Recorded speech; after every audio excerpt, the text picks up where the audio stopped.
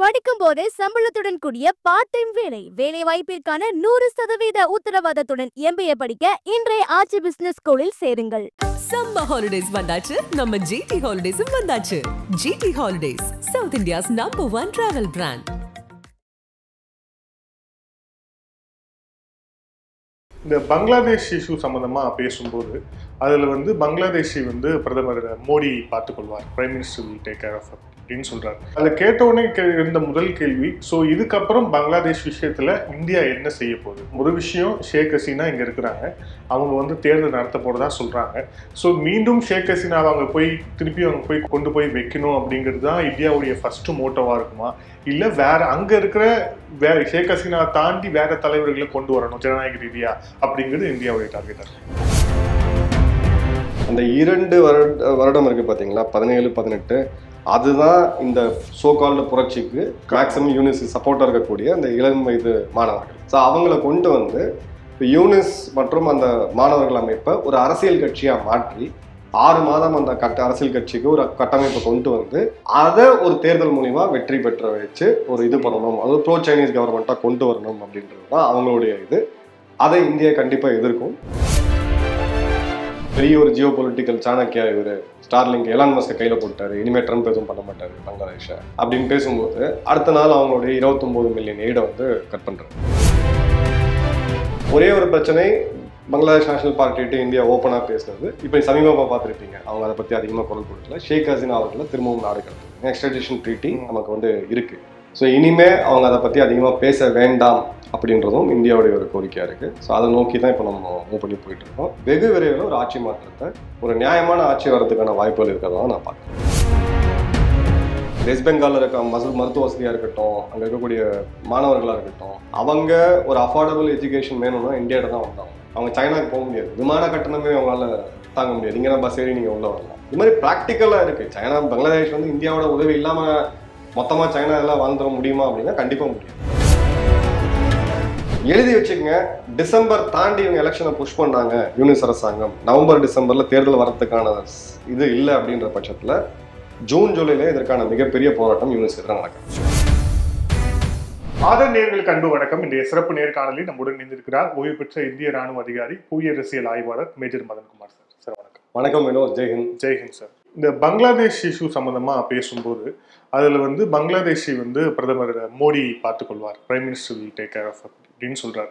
So இதுக்கான அர்த்தம் நீங்க MMKல தொடர்ச்சியா பதிவுகள் போட்டுட்டே இருக்கீங்க. அதை கேட்டவுடனே இருந்த முதல் கேள்வி, ஸோ இதுக்கப்புறம் பங்களாதேஷ் விஷயத்துல இந்தியா என்ன செய்ய போகுது?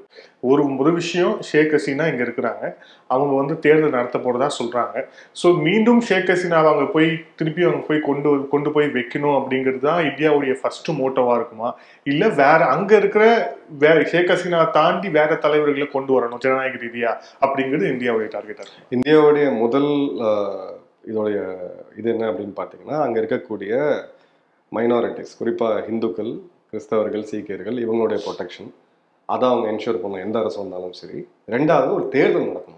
இந்தியாவுடைய ஒரு மிக முக்கியமான ஒரு அழுத்தம் என்னன்னா தேர்தல் நடக்கணும். அந்த தேர்தல் அப்படின்றது எல்லா கட்சிகளுக்கும் ஒரு வாய்ப்பை கொடுத்து, பங்களாதேஷ் நேஷனல் பார்ட்டியும் இருக்கணும், அவாமி லீகும் இருக்கணும் அப்படின்றது தான் இந்தியாவுடையது. மக்கள் தேர்ந்தெடுத்து வரட்டுமே, ஒரு அரசு வரட்டுமே. பிறகு அந்த அரசு கூட நம்மளுக்கு சில முக்கியமான உறவுகள், பெரிய முக்கிய பிரச்சனைகள் இருக்காங்க இந்த பங்களாதேஷ் கூட. கடந்த 6 மாதமா இந்த யூனிஸோடைய அந்த இன்ட்ரீம் அரசாங்கம் பண்ணுது. அதோடைய பேச்சுவார்த்தையை துவக்கி அதன் பிறகு ஒரு உடன்படிக்கை வைத்து மீண்டும் உறவை மறுசீரமைக்கிறது தான் இந்தியாவுடைய இது. அதற்கான வேலையை ஏற்கனவே ஆரம்பிச்சிட்டாங்க. BNP ஒரு ஆன்டி இந்தியா ஸ்டாண்ட் அவங்க டொமஸ்டிக் பாலிடிக்ஸில் கடந்த காலங்களில் எடுத்திருந்தாலும் இப்போ BNPயோட தலைவர்களோட இந்தியா பேசிட்டு தான் இருக்காங்க. இன்னொரு விஷயம், இந்த இன்ட்ரீம் அரசாங்கத்தோடைய முதல் நாள்ல இருந்து, யூனிஸோட பதவியேற்ற முதல் நாள்ல இருந்து இந்தியா இன்னும் அந்த அரசாங்கத்தை அங்கீகரிக்கவே இல்லை. நீங்கள் முதல் நாள் நம்ம இப்போ பேசியிருந்தோம், அதை பற்றி அவர் என்ன ட்வீட் போட்டிருந்தாருன்னு பேசியிருந்தோம். உங்களுடைய புது பொறுப்புக்கு என்னுடைய வாழ்த்துக்கள் அப்படின்னு தான் சொன்னாங்களே தவிர எங்கேயுமே நம்ம இன்னும் அவரை இன்ட்ரீம் ஒரு சீஃப் அட்வைசராக தான் நம்ம பார்த்துட்டு இருக்கோம். ஆனாலும் சில முக்கியமான பிரச்சனைகள் இப்போ இருக்குது. அவங்களோட பேச்சுவார்த்தை தான் நடக்கணும், அதை நடத்திட்டு தான் இருக்கணும், பேச்சுவார்த்தை நடத்திட்டு தான் இருக்கணும். தேர்தல் நடத்த வேண்டியது, ஒரு நல்ல நியாயமான முறையில் தேர்தல் நடத்த வேண்டியது, அதுதான் இந்தியா ஃபஸ்ட்டு விரும்புது. ரெண்டாவது, அவங்களுடைய அரசியல் சாசனம் அப்படின்றது 72 போடப்பட்ட அரசியல் சாசனம். அது ஒரு மதம் சார்ந்த ஒரு அரசியல் சாசனமாக மாறக்கூடாது அப்படின்றதுல இந்தியாவுக்கு ஒரு மிகப்பெரிய ஒரு இன்ட்ரெஸ்ட் இருக்குது. அது ஒரு இதில் பேசிகிட்டு இருக்காங்க. மூணாவது இப்போ நான் கேள்விப்படுறது என்ன அப்படின்னு பார்த்தீங்கன்னா, யூனிஸை இப்போ அமெரிக்கா நட்டாத்தில் விட்டுட்டாங்க, யூனிஸ்க்கு வந்து ஆதரவு இல்லை அப்படின்ற போது சைனா யூனிஸ்க்கு ஆதரவாக சில காய்களை மூவ் பண்ணிட்டு இருக்காங்க அப்படின்றது தெரியுது. அதில் ஒரு மிக முக்கியமான விஷயம், அங்கே இருக்கக்கூடிய வாக்காளர்களுக்கு 18 வயது பூர்த்தி ஆகணுன்ற அந்த ஒரு அரசியல் விதியை தளர்த்தி 16 வயசு கொண்டு வராங்க. இப்போ அந்த 2 வருடம் இருக்கு பார்த்தீங்களா, 17, 18, அதுதான் இந்த சோகால்டு புரட்சிக்கு மேக்சிமம் யூனிஸ் சப்போர்ட்டாக இருக்கக்கூடிய அந்த இளம் வயது மாணவர்கள். ஸோ அவங்கள கொண்டு வந்து இப்போ யூனிஸ் மற்றும் அந்த மாணவர்கள் அமைப்பை ஒரு அரசியல் கட்சியாக மாற்றி 6 மாதம் அந்த அரசியல் கட்சிக்கு ஒரு கட்டமைப்பை கொண்டு வந்து அதை ஒரு தேர்தல் மூலிமா வெற்றி பெற்ற வச்சு ஒரு இது பண்ணணும், அது ப்ரோ சைனீஸ் கவர்மெண்ட்டாக கொண்டு வரணும் அப்படின்றது தான் அவங்களுடைய இது. அதை இந்தியா கண்டிப்பாக எதிர்க்கும். அதுக்கு பல இந்தியாவால் பண்ணப்படப்பட்ட, அதாவது இந்தியா செய்யக்கூடிய சில முக்கியமான விஷயங்கள் அங்கே செய்வாங்க, உளவுத்துறை உட்பட. அதுதான் இப்போ நம்மளுடைய மெயின் எய்மே தவிர பங்களாதேஷை வந்து இராணுவ ரீதியாக நம்ம மோதனமோ இதெல்லாம் நம்ம தேவையே கிடையாது. அது ஒரு இன்றைக்கும் ஒரு நட்பு நாடு தான். இது ஒரு டெம்பரரி ஃபேஸ் தான், நல்லா கவனிங்க, ஒரு டெம்பரரி ஃபேஸ் தான். யூனிஸுக்கு இருக்கக்கூடிய அந்த ஆதரவு, அங்கே இருக்கக்கூடிய ஜமாத் அமைப்புகளுடைய அந்த ராடிக்கல் இது ரசாக்கர் இது எல்லாமே 10% தான். இன்னைக்கு அவங்க மக்களே பொறுமை இழந்துட்டு இருக்காங்க. இவங்க சொன்ன அந்த பெரிய மாற்றம் எதுவுமே நடக்கல, தலைகளாக எல்லாமே போயிட்டு இருக்கு. யூனிஸும் முடிஞ்ச வரைக்கும் எப்படியாவது அமெரிக்கா அரசாங்கத்தை க்ளோஸ் ஆகாமலாம் பார்க்குறாரு. எலான் மஸ்கோட ஸ்டார்லிங்க் அலோவ் பண்ணாங்க, இப்போ முந்தானே தான் அலோவ் பண்ணாங்க. ஸ்டார்லிங்க் நாங்கள் அலோவ் பண்ணுறோம் அப்படின்னு சொல்லிட்டு அலோவ் பண்ண பிறகு பெரிய ஒரு ஜியோ பொலிட்டிக்கல் சாணக்கியா இவர் ஸ்டார்லிங்க் எலான் மஸ்கை கையில் போட்டார், இனிமேல் ட்ரம்ப் எதுவும் பண்ண மாட்டார் பங்களாதேஷை அப்படின்னு பேசும்போது அடுத்த நாள் அவங்களுடைய 29 மில்லியன் எய்டை வந்து கட் பண்ணுறாரு, எலான் மஸ்க் வந்து கட் பண்ணுறாரு. ஸோ இந்த நாட்டோடைய ஸ்டெபிலிட்டி இந்தியாவுக்கு ரொம்ப ரொம்ப முக்கியம். ஏன்னா ஒரு சிறு நாடு கிடையாது, 15 கோடிக்கும் அதிகமான மக்கள் தொகை கொண்ட நாடு. ஸோ அதில் தேர்தல் நடத்தி வரணும் அப்படின்றது தான் மிக முக்கியமான இது. அதில் 2 பிரதான கட்சிகளுமே இருக்கணும் அப்படின்றது இந்தியாவோட விஷயம். பட் அட்லீஸ்ட் ஒரு கட்சி இருந்தால் கூட அந்த கட்சி நியாயமான முறையில் தேர்தலில் ஜெயிச்சு வரும்போது அவங்க கூட என்கேஜ் பண்ணி மீண்டும் நம்மளுடைய சில முக்கியமான பிரச்சனைகள்லாம் இருக்குது, அதெல்லாம் சால்வ் பண்ணணும் அப்படின்றது தான் இது.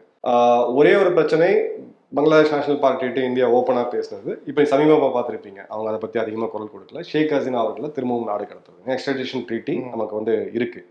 ஆனால் ஒரு குறிப்பிட்ட சட்டப்படி பொலிட்டிக்கலி மோட்டிவேட்டட் கேசஸ் அப்படின்ற ஒரு ஃபேக்டர் அதில் இருக்குது. ஸோ இனிமே அவங்க அதை பற்றி அதிகமாக பேச வேண்டாம் அப்படின்றதும் இந்தியாவுடைய ஒரு கோரிக்கையாக இருக்குது. ஸோ அதை நோக்கி தான் இப்போ நம்ம மூவ் பண்ணி போயிட்டுருக்கோம். வெகு விரைவில் ஒரு ஆட்சி மாற்றத்தை, ஒரு நியாயமான ஆட்சி வரதுக்கான வாய்ப்புகள் இருக்கிறதா நான் பார்க்குறேன்.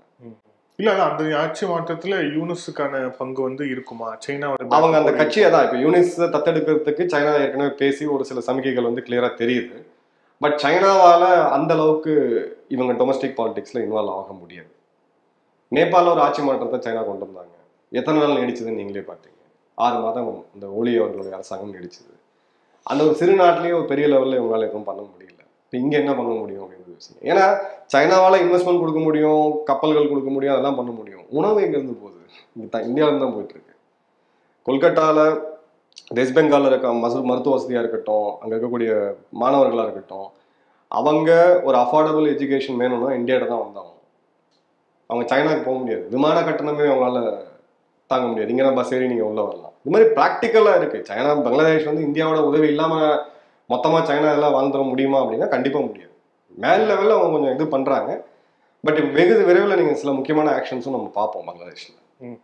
இல்ல அது வந்து யூனிஸுக்கு எதிரான இன்னொரு ஒரு உள்நாட்டு கிளர்ச்சியை கூட எதிர்பார்க்கலாம். இது சப்போஸ் இப்போ டே பை டே வந்து அந்த அரசாங்கத்துக்கு எதிரான ஒரு மனநிலை மக்கள் மத்தியில போகுது அப்படிங்கிற போது, அது யூனிஸுக்கு எதிராகவும் திரும்பவும் அப்படிங்கிற போது அதுக்கான வாய்ப்பு இருக்கா? அது மேபி அது திரும்பணும் அப்படின்னா ஒன்று பங்களாதேஷ் நேஷனல் பார்ட்டி அதை முன்னெடுக்கணும், கலிதாசி அவர்களுடைய பார்ட்டி அதை முன்னெடுக்கணும், இல்லாட்டி அவாமி லீக் முன்னெடுக்கணும். இது ரெண்டுல ஏதாவது ஒன்று நடந்தாதான் இருக்கும். பிஎன்பியோடைய பொறுமை இப்போ அவங்க இழக்க ஆரம்பிச்சிட்டாங்க. அவங்க ஜூன்ல எலெக்ஷன் கேட்டாங்க, இவங்க டிசம்பர்ல சொல்றாங்க. அந்த 6 மாத காலத்துல அவங்களுக்கு என்ன பிரச்சனைனா, இந்த மாணவர்கள் அமைப்பெல்லாம் ஒன்னா சேர்த்து ஒரு கட்சியை கொண்டு வந்து, ஒரு கட்டமைப்பை கொண்டு வந்து ஒரு சைடடா தேர்தல் நடந்துச்சுன்னா என்ன ஆகும் அப்படின்ற பயம் அவங்களுக்கு இருக்கு.